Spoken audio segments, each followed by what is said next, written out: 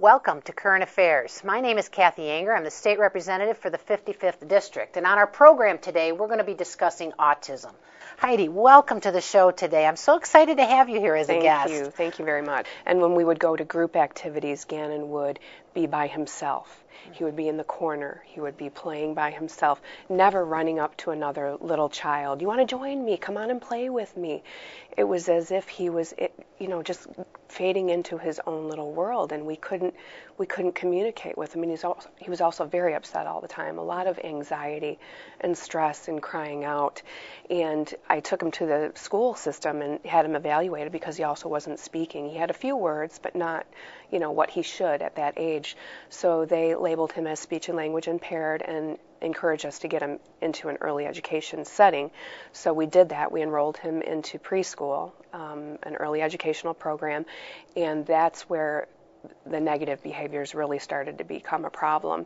He was in a setting with other children. He was pushing them down. He was biting them. He became so filled with anxiety that we couldn't really go to any public places. We couldn't go to playgrounds. We couldn't go to the movies, the mall.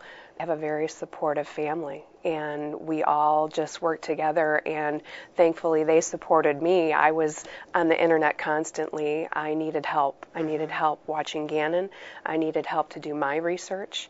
I needed help to find out what can I do to help my child. I knew in my heart there were things that I could do to help him. And at this point, had he been diagnosed yet through the school system, or at this point you were still searching for a diagnosis? I was still searching. I didn't know what was going on.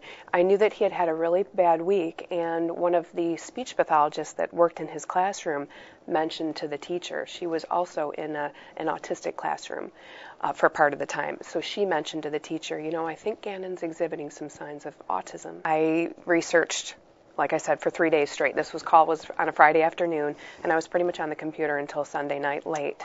And I found out there was a gluten connection, a digestive connection, a food connection with a lot of times with children with autism. So Monday I cleaned out the pantry and removed all of the gluten from our home. Well, within 3 weeks he started to speak. And for the first time, when I said I love you to him, he looked back at me and said, I love you too, Mommy. Oh, wow. For the first time. What a moving experience. He was almost 4. Oh, my goodness. When my 2-year-old became 2 and was telling me that she loved me, I realized then, boy, the time that we missed. I'm amazed, people every day that are just yearning for more information, but they don't know where to find it. So when I can speak to the Lions Club or the Rotary Club or an organization, even a church, sometimes churches will just invite me in and just say, we need you to talk to these parents because they have questions.